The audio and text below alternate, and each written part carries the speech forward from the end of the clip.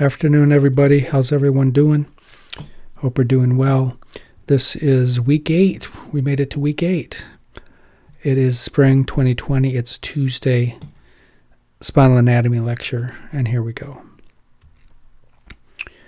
Last time we talked, we started the cervical region, so we talked about the parts of a cervical vertebrae. That'll be the lab this week. Most of the parts are the same, so let's go over those again. So make sure you know that this is a nice oblique view of a cervical vertebrae.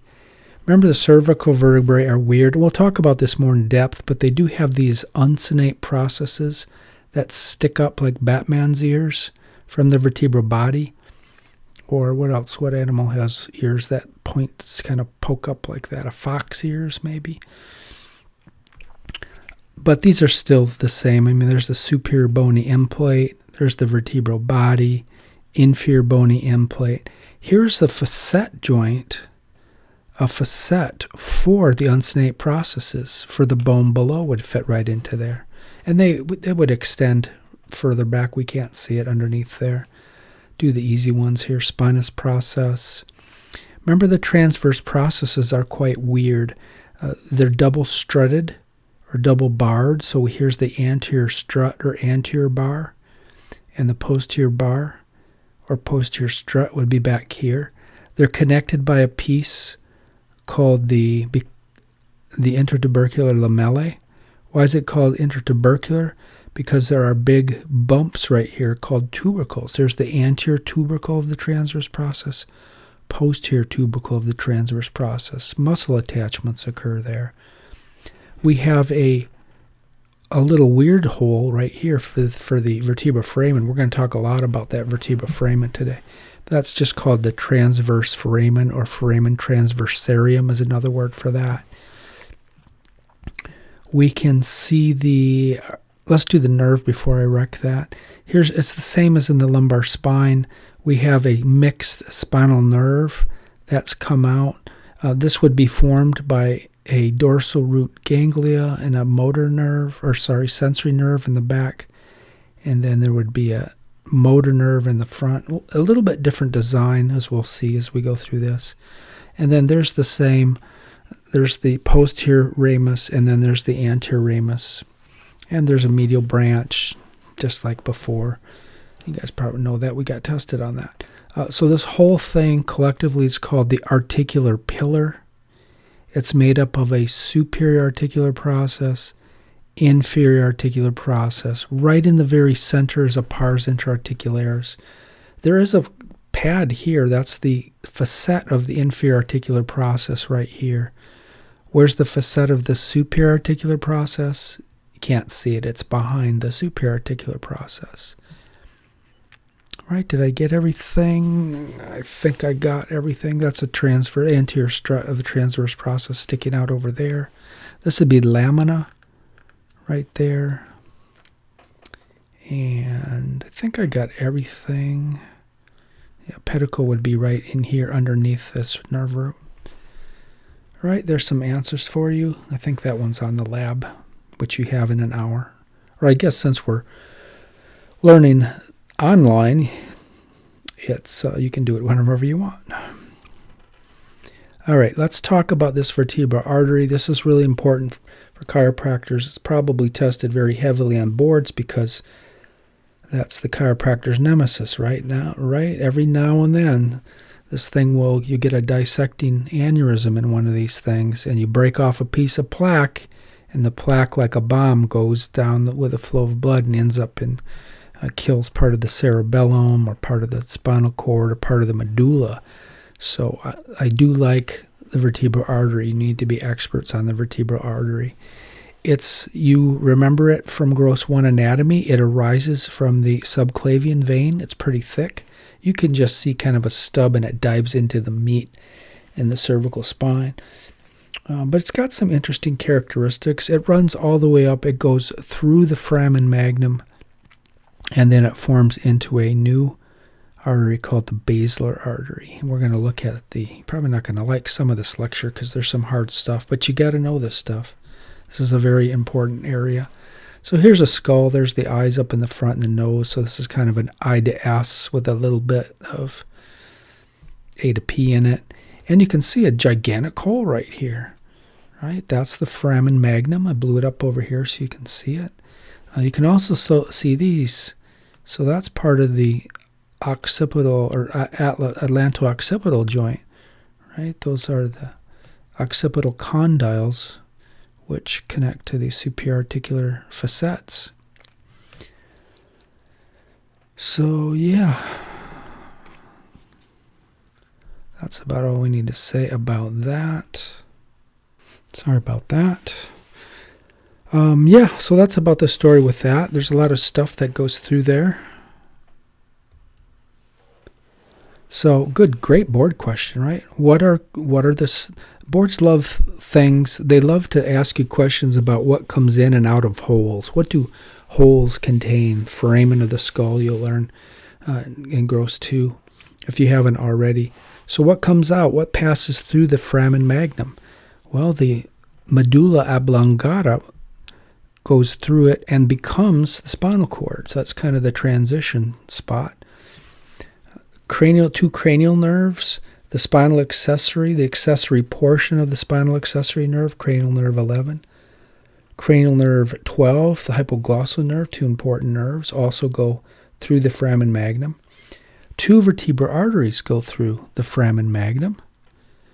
An anterior spinal artery, we'll see where that is born. And 2 spinal arteries, we'll see where that comes from. And then a spinal vein as well. I like that question. All right, what does it do, the vertebral artery? Well, it supplies the brain, but specifically, it supplies certain regions of the brain.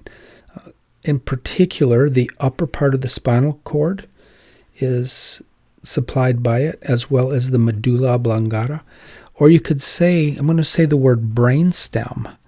Brainstem is a way to say 3 things in one. So we have a midbrain region right here as part of the brainstem. We have the pons, and you'll learn all about this in your neuroscience classes coming. And then the medulla, foramen magnum would be right here. And then there's the spinal cord. So we would agree it's a pretty important artery, right? Okay. And then not shown in this picture, it also supplies a little bit of the posterior cerebral hemispheres of the brain as well, although this is not always true. So if you get something that closes up that pipe, you get a beaver dam in that vertebral artery and no blood flows, you'll have a massive stroke, right? You'll lose your cerebellum, your brainstem. You can't live without the brainstem, right? Can't breathe. So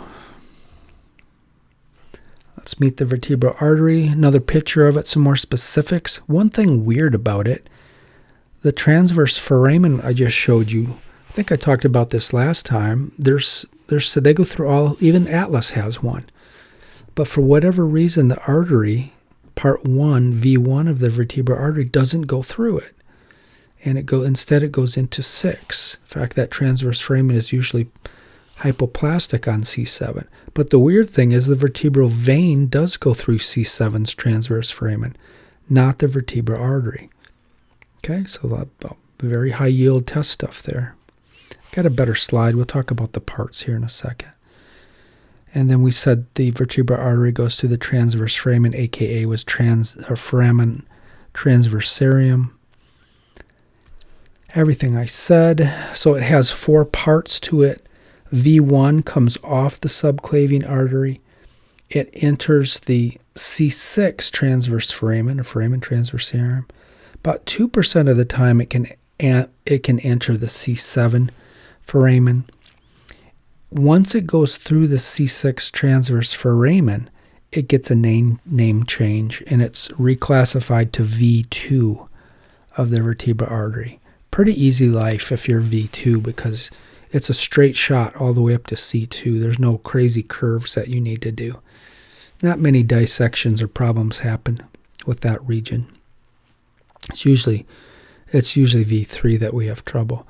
And V3 once that vertebral artery comes out of the transverse foramen of C2, and we're heading towards C1 now, it gets we get a name change, and now it's called V3. V3, and it does some crazy turns, a 90-degree turn, even maybe a 120-degree turn, some people.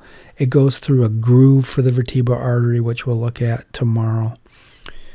And it pierces the dura mater of the thecal sac, and it becomes intrathecal structure.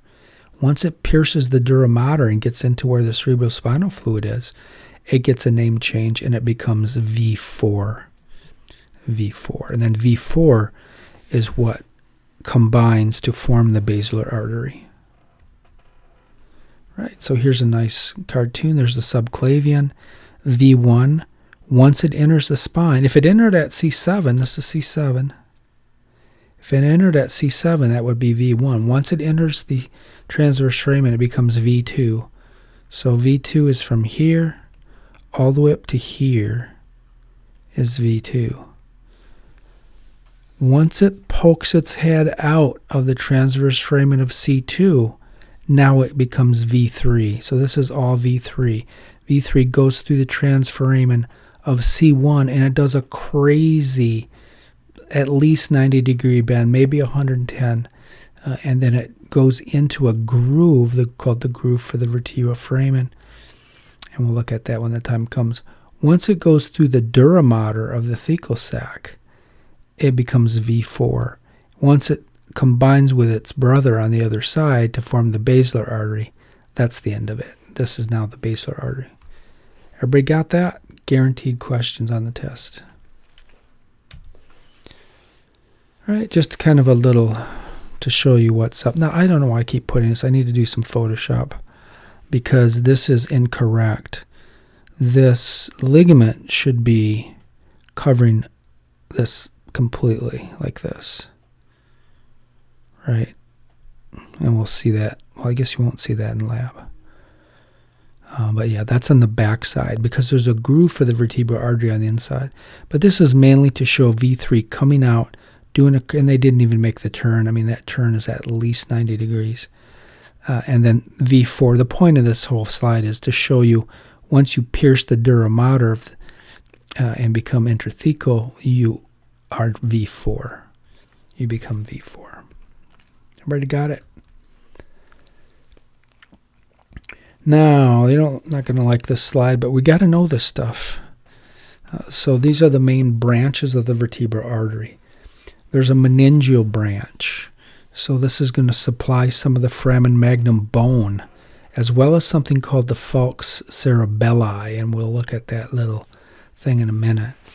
Then there's an anterior spinal artery.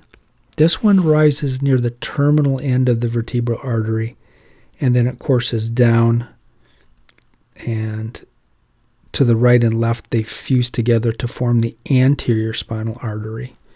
So we'll look at that in a second. Then we have the posterior inferior cerebellar artery. This is the largest branch of the vertebral artery, so that's good thing to know. It supplies a huge chunk of the cerebellum. The neuroscience will probably get deeper into which region exactly, but we'll just keep it easy for now. It supplies the cerebellum and part of the medulla. It usually, not all the time, but it often has a big branch coming off it, which is another posterior. And this matches the anterior spinal artery. This is the posterior spinal artery. Only these guys, this stays one artery going down the posterior part of the spinal cord. This anterior spinal artery, there's two of these, one coming off from each side. These guys merge together and form into one unit. So there's one anterior spinal artery and two posterior spinal arteries, normally. All right, let's take care of this term, the falx cerebelli and the falx cerebri and falx cerebelli. I still get those mixed up. So cerebelli, that means it's going to be part of the covering, dividing the cerebellum. Cerebri means it's the cerebral hemispheres that it divides. And it's hard for you to see this in a drawing. This is one of those things you need to see in lab, and you can pick it up and hold it, and you can You can look at the skull and see it real nicely. There's also a tent that's over the cerebellum, which is underneath here, and that's called the tentorium cerebelli. Definitely, that's 3. Anytime there's 3, that's a really easy question for me to make. But the falx, now this is dura mater, so it's really tough. And where the dura mater comes together, they're not really veins, but they're spaces that venous blood runs through. So those are the dural venous sinuses, those are called, and you'll see those and be tested on those, especially one right here. This is in the horizontal plane right here. Right, there's 2 on each side. This one is in the sagittal plane. Right, and they come together like this, and there's actually something called the straight sinus that runs where they come together. Superior sagittal sinus would run up here, and they're always dumping back here into the confluence, like a big party house, I call it. If these are party people going to the bus, or they're going to the party, they take a bus. Everybody's arriving at this big party by different routes. And this is the straight sinus. This is the inferior sagittal sinus here. They're all draining to the confluence of sinuses here. But the question is, where is the falx? Well, I have a slide on that. Where is the falx cerebelli? It's actually underneath here. There's a little projection downward that is in the same plane. It's in that sagittal plane, same plane as the falx cerebri. Okay, really hard to see. You have to look at that. I drew this little thing in Photoshop to help you. So we all know what the tail of an airplane looks like, right? It's got this fin in the sagittal plane, and it's got these 2 in the horizontal plane, or the chat, whatever you want to call it. We'll call it horizontal for now. So this would be like the falx cerebri. It splits and separates the right from the left brain. It's part of its job. The tentorium cerebelli covers like a tent the hemispheres, the right and the left. There's 2 of these. Covers the hemispheres of the cerebellum. Right, that's your coordination center. And there is 2 hemispheres, a right and left hemisphere of the cerebellum. And so the falx cerebelli is the one that separates those hemispheres. So the falx cerebri separates the right and left cerebrum, or cerebral hemispheres. And then the cerebellum has little hemispheres, and those are separated by the falx cerebelli. Okay, so make sure you know that. The drainage system is always high yield. So you can get blood clots in here, and you can get all sorts of problems in these pipes. They're really big. As I said, there's a superior sagittal sinus up here at the top. Inferior sagittal sinus is here. Falx cerebri acts as the floor of the superior sagittal sinus, and it completely encases a tube-like structure called the inferior sagittal sinus. Inferior sagittal sinus dumps into the straight sinus, which goes back to the confluence of sinuses here. Right, so we got the party goers. There's a occipital sinus that comes up to dump blood from the occiput region into there. So once all the party goers are drunk and the party's over, it's time to take them home. So to get home, we need to get into the internal jugular vein. So they go through this route.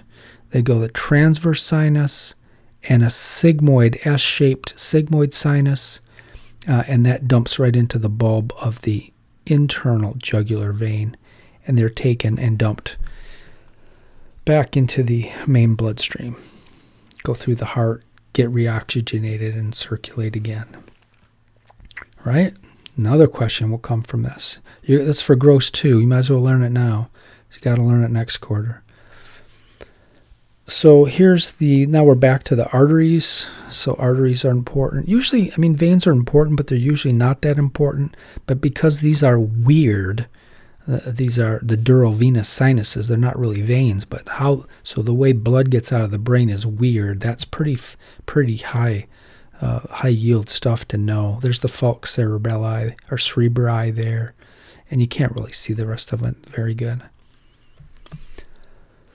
All right, branches of the vertebral artery again. So here's the vertebral artery coming up right here. There's the end of it, vertebral artery there. So the first branch off, if you're following the blood flow, the first upstream branch is meningeal artery. Sometimes there's a couple of these. They supply the meninges. And the second branch off is a big one. This is the posterior inferior cerebellar artery. And sometimes we said that it has the posterior spinal artery coming off it. This sometimes actually comes off, if I could erase this, sometimes this just comes off here. It comes off the vertebral artery. Most of the time it comes off the posterior inferior cerebellar arteries. Okay, so we keep going up and up and up, right at the junction of the pons and the medulla. I think it's called the pontomedullary junction. That we have another big pipe coming off. This is the anterior inferior cerebellar artery, major supplier of blood to the cerebellum. So is the posterior inferior. And you guessed it, there's a superior cerebellar artery is the one that comes off up here. And let's see. We forgot to talk about this because that's the basal. We'll get to that basilar area. Let me clear the board here a second. Okay, so this is, you have to kind of look at this closely. So here's the vertebral artery. The vertebral arteries are going to form the basilar artery right here. This is the start of the basilar artery because these are the two vertebral arteries coming together. So the very last thing, the vertebral arteries give off two pipes, two branches, and they quickly come together. And all of these are called the anterior spinal artery. There's a left and a right anterior spinal artery, and they come together to form the anterior spinal artery, which goes on the ventral surface. It really would go down this way more. I just drew it over there so you can see it. Right? So there's only one of those. There's actually two posterior spinal arteries. There's another one on the other side. And those would really be running kind of down here. But there would be another one out of this plane of the page. All right, pretty straightforward. Just more stuff to know. And we said this already. The right and left vertebral arteries ultimately give rise to the basilar artery. The artery splits to create the posterior part of something. You're not going to like this either, but this is super high yield board stuff and for my class too. The Circle of Willis, you have to know, and you might have even learned that a little bit, but the cerebral arterial circle or the Circle of Willis, you got to know that. And vertebral arteries are a big supplier of the Circle of Willis. Okay, let's do the basilar artery. So let's talk, now we're going to talk about this piece right here. Made by the joining of two vertebral arteries. It's found at the level of the medulla and pons. So that was in fact called the pontomedullary junction. That's a nice question. What artery is born at the pontomedullary junction? And that would be the basilar artery. Who forms it? The right and left vertebral arteries. What are its branches? Was there's the superior cerebellar arteries. There are a bunch of little pontine arteries that supply the pons. And then there is the anterior inferior cerebellar artery. Okay, it's so at some other stuff here. Dorsum sellae, that is the back lip of a depression in the skull where the pituitary gland sits. The sella turcica is the whole name of this hole, or this, it's like a saddle almost. It looks like this. Here's the anterior, it's a lateral view. Here's posterior. So you have this saddle that's got this lip on the back. And then the pituitary gland, the master gland of the body, super important. That sits down at the hypophyseal fossa, or the fossa of this pituitary gland. But this lip right here is the dorsum sellae. This is the tuberculum sellae. You're going to learn this stuff next quarter. And the whole thing is called the sella turcica. So the basilar artery rises at the level of the sella turcica. It ends by bifurcating into two important arteries, the posterior cerebral arteries. So it goes up as one artery, and then it splits like this into a right and left posterior cerebral artery. We'll see a picture. It's best to look at a picture. Really nice picture here. So vertebral arteries are right here coming up. Right? You can see the anterior spinal artery really nicely, how it formed, running down the front of the this medulla and spinal cord. And then, so once we form the vertebral artery, the first branch off is the anterior inferior cerebellar artery. And there it is right here. This one's a little more complete. And, well, guess what it supplies? The anterior inferior portion of the cerebellum. Pretty simple. There's a labyrinth artery that usually comes next. I don't know if they're going to go that deep, so I'll let neuroscience handle that, but I didn't label it. But you should know, for your purposes, these are all called pontine arteries because this structure is the pons, and they supply, they dive into the tissue of the pons and then break up into capillaries and microcirculation, and they feed the pons and keep it alive. The dreaded Circle of Willis is right here, the circular ring of arteries. We're going to look at that more specifically, but here's the end of the basilar artery right here. Just before it ends, it gives off a superior cerebellar artery, and guess what that supplies? The superior portion of the cerebellum. So pretty simple. All right, but we're getting into this. The basilar artery dead ends here into posterior cerebral artery, which supplies the posterior part of the cerebellum. But this little piece from here to here, that's considered the Circle of Willis, posterior communicating branch. We'll get into this internal carotid artery, and we'll get into this. All right, so we said there's an anterior inferior cerebellar artery, and it's given off proximal to the basilar arteries, we said. It supplies the inferior cerebellar and the anterior inferior cerebellar surface, hooks up with the posterior inferior cerebellar branch of the vertebral artery as well. So when two arteries hook together, that's called an anastomosis. So it anastomoses with the posterior inferior cerebellar artery. Okay, there's a superior cerebellar artery. We looked at that already. Supplies the cerebellar surface, superior cerebellar surface. It also gives some innervation or gives some supply to the pons. Something called the pineal body, and a whole bunch of other stuff. I'll let neuroscience take it from there if they want you to go deeper. And then there's those little pontine arteries. Remember those little guys, all these little ones? They supply the pons with blood. You could see would be the blood is flowing this direction, right? This is the flow of blood. So it would be a bad thing to get a big blood clot right here, wouldn't it?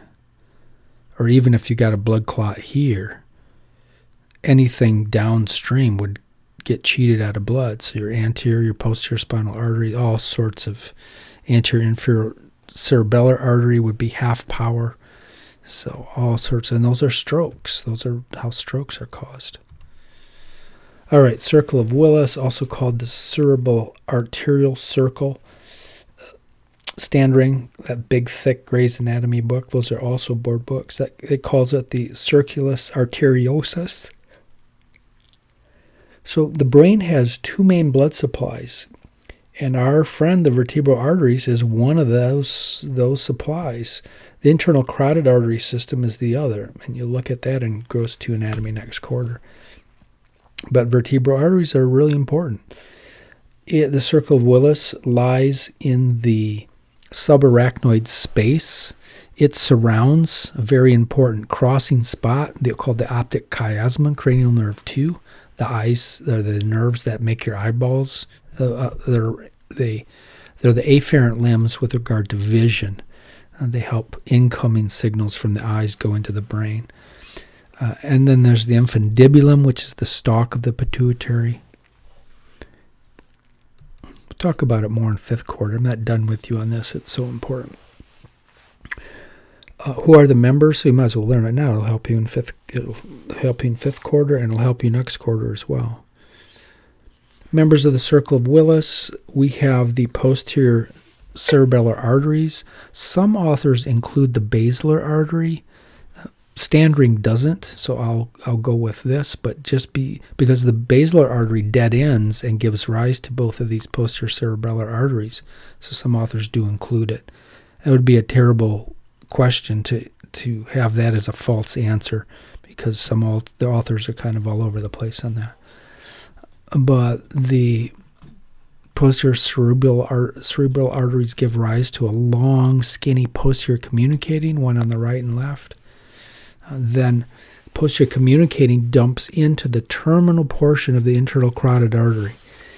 And then another artery called the anterior cerebral artery arises from the internal carotid artery. Okay? And then there's also an anterior communicating artery. Let's take a look now at it. This is a great picture.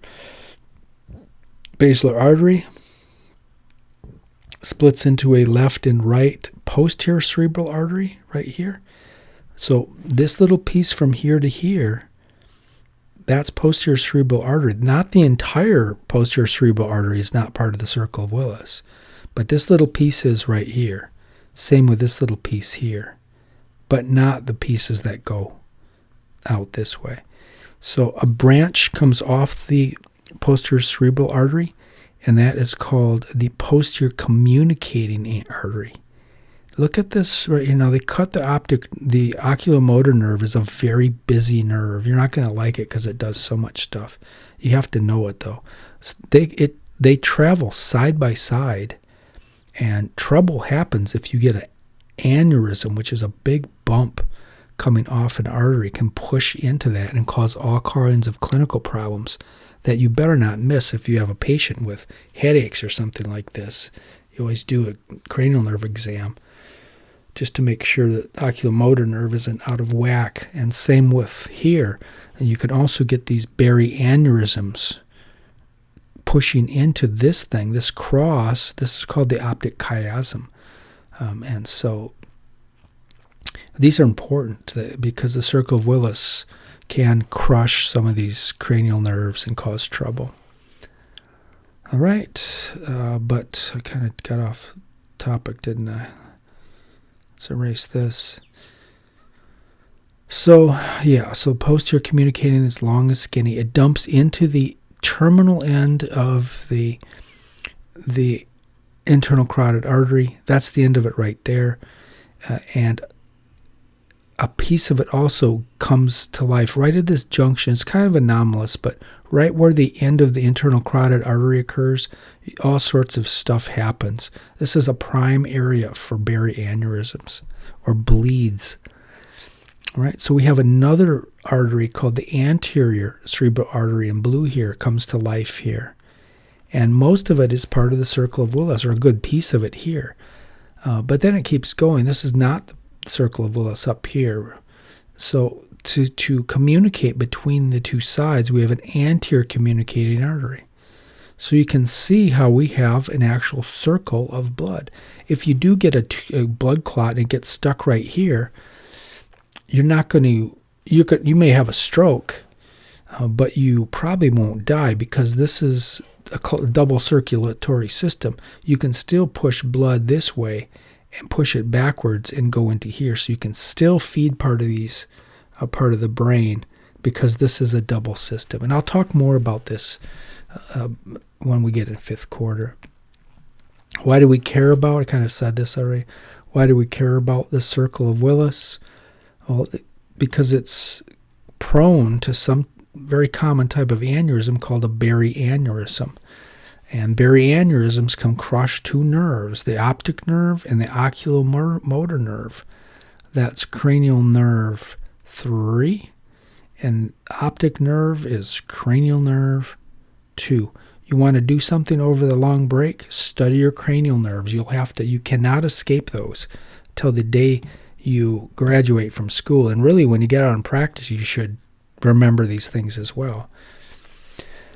Yeah, so if you crush these nerves with a tumor or with a blood clot or with a bulging aneurysm, the condition is called a palsy, like Bell's palsy. You've probably heard of that. Palsy is only used with cranial nerve injury. Right? So we said a big aneurysm right here can knock out part of the optic chiasm here. You lose your nasal visual field on the same side as the lesion. So, and you'll get to that. But that oculomotor nerve, there's a picture of it. I put it in here. You'll lose the ipsilateral, which means the contralateral is the other side. Ipsilateral is the same side. You lose the ipsilateral nasal field vision in a Berry aneurysm. You could get one over here too, so it doesn't have to always compress the optic chiasma, but if you have bad luck, it'll go right here. Here's another cartoon. There's a little posterior communicating artery aneurysm, and it's went right into the cranial nerve through the oculomotor nerve, and it messes up all sorts of stuff, including the fields of gaze. You ever have a doctor examine your fields of gaze? Okay, hold your head still and follow my finger. And if he moves his finger to the left, and you follow it with your eyes, and you move your finger to the right, and you move your finger up, move your finger down. Those are the fields of gaze, and there's 3 cranial nerves tested by that test. So you can test all 3 of them, and it'll be all out of whack if you have one of these things, amongst other problems. If you have a lesion of the oculomotor nerve beside the screwed up fields of gaze, a very important test called the direct light reflex. There's a light reflex. There's a direct and indirect light reflex. So this is shining the light in one eye. So if you have a cranial nerve, and you'll learn this. I'm not going to test you on this. This is from 5th quarter slide. This is an example. Would I do? Maybe I would test you on it. Would I test you on it? You never know what I'd do. Probably not, though. But if you shine the light in this eyeball, the signal of light travels through cranial nerve 2, the optic nerve. The signal splits at the optic chiasm, and then it goes into the brain, into the pretectile nuclei, which you will have to learn all this. And then it comes back. This incoming pathway is called the afferent limb. Afferent pathway or afferent limb is a favorite term to use. So it goes in on a single afferent limb, at least this part of the brain, the optic nerve is concerned. But here's the key. It comes back on a double pathway. So the efferent limb, so this was the afferent limb, always means sensory coming in. Efferent always moves motor with a E, efferent. It comes back on both oculomotor nerves, even though you didn't do anything to this eye. You shine the light in this eye, it comes back on both pathways. You shine the light, do a light reflex in the right eye, it still comes back. It's always coming back on both pathways. So if you have a lesion here, and this efferent limb on the left is broken, you won't get, like your pupil won't constrict. Your sphincter papillae muscle is broken, so your pupil won't constrict. You ever see what happens when you shine a light in your eye? Normally your pupil gets small. What about this eye? It also gets small. That's called the indirect light reflex. Why does it get small? It's not getting a light shined in it because of this double pathway. See how this works? So you can figure out, maybe the lesion's over here. Let's make it over here. Let's say it's okay here. What happens if you do a light reflex, shine a light in this left eye? Well, it still goes in, it comes back on both paths, but now it can get down this one. So this pupil constricts. Cool. But you look over on the other pupil and nothing happens. So the indirect light reflex is screwed up. All right, see how that works? Wasn't that fun? So There's another muscle, the levator palpebrae superioris. You'll learn about that next quarter in gross 2. That levator palpebrae superioris is also connected to cranial nerve 3. So if you have a lesion in the ocular motor nerve, maybe from a Berry aneurysm in the posterior communicating artery, you will get a droop of the eye. There's some, who was that I just saw on TV? Ryan Seacrest. Yeah, they're making jokes of him on Armstrong and Getty were making jokes about him. Great show, by the way, if you like that kind of stuff. Really enjoy those two. But yeah, they're making jokes, and I looked on the internet, and sure enough, he had ptosis, and no one knew what that word meant. So, and there's many causes. Well, you'll learn those in neuroscience, but I'll hit them in 5th quarter a little bit as well, because you can have a brow ptosis, and you can have a regular ptosis. If the eyebrow comes way down, that's called a brow ptosis. We'll get into that, though. But that's a ptosis. It's a droopy eye. Bell's palsy can also cause it. There's all sorts of things that can cause it. Horner syndrome. All right, let's get back to the anatomy review. And of course, I've completely lost track of time again.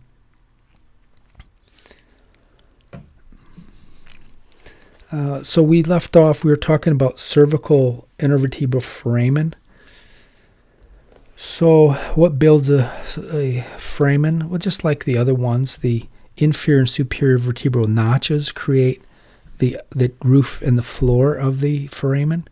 But the weird thing about the cervical foramen, remember the lumbar foramen they were lateral, right?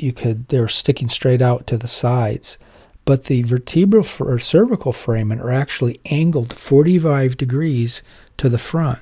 So if this is a vertebral body, here's the transverse processes. The foramen are actually angled this way. Here's the back. This is an overhead view. Here's the front. So 45 degrees from the front. So you can actually take an x-ray. You can see these individually, unlike the lumbar or thoracic spine. So what forms, I like this slide, what forms the whole? What forms the whole of the cervical and vertebral foramen? Well, we said the vertebral notches, the superior and vertebral notches, that forms should have added roof. I know that's not how to spell roof. Floor. Roof and floor. But what about the front and back? Well, the disc forms the anterior boundary or border. The joints of von Luschka help form the anterior superior boundary.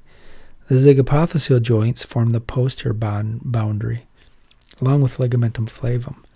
So I do like those holes.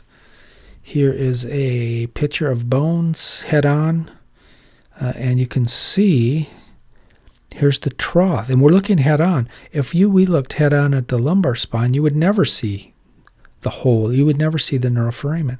Neuroforamen is right here, right? And you can see it over here. There's a little more light in this. So the nerve would come, just like on the other side, the nerve would come right out here. And I drew it in, cartoon, Photoshop skills. Yep, there it is. There's a dorsal root ganglia. There's a sensory root, motor root. They come together to form the spinal nerve. Remember all that stuff? The spinal nerve's mixed nerve. And it splits into a dorsal ramus and a ventral ramus. The ventral ramus makes up your brachial plexus. Got it? They transmit, so this is important. If this is C5 and this is C6, how would you name this hole? Good, C5, C6 neuroforamen or intervertebral foramen or IVF. How would you name this nerve? How would you name this disc? Same rules apply. Whoever sits on it conquers it. So this is C5 disc. What's the name of this nerve? It's always the bottom member of the motion segment names the nerve. Top member of the motion segment names the disc. Bottom member names the nerve. So this is the C6 nerve root. Got it? All right, we talked about that 45-degree angle, how cool that is. And here's a cervical spine. I don't know how they got so clean. Look at these are real bones here. So I don't know how they got this so clean. I don't know. They must be plastic, I think. But anyway, you can see the neuroforamen right here, angled 45. This is kind of a oblique from the side type view, not perfectly from the side, not perfectly A to P view, like right in the middle. That's called an oblique view. All right, so we could draw the disc in here. There's a Luschka joint, as we know. Disc would come back like this. What disc is this? Is it C6? No, it's not sitting on top of it. So this is the C5 disc. What nerve is this? Nerve is named by the bone, the bottom member of the motion segment. So this is the C6 nerve. All right, there's a real skeleton. That's in the closet. It's a skeleton in the closet. You go in the anatomy, in between the two anatomy rooms where we have our lab coats. There's a green locker. That skeleton is in that locker. It was an amazing find. The new librarian found it stashed away in some dark room in the library, and it's a beautiful, beautiful skeleton. And now it sits in. I don't know why we don't bring that out for you guys to look at, but maybe so we can save it so I can take pictures of it. But anyway, here it is. So I got the head turned like 90 degrees to the right just to see the neuroforamen. You can see the Luschka joints. We'll talk about Luschka joints a little more tomorrow. Then the nerves would come right out of here. The blow up of that. Yeah, obliques. So yeah, this is pretty cool, right? You can see. So if the patient has a cervical problem, you can actually see if maybe there's a bone spur coming off the vertebral body and stabbing back here. It seems like this is only supposed to be a 45-minute class or 50-minute class. So let's stop it right there and we'll pick up here tomorrow. All right, see you later.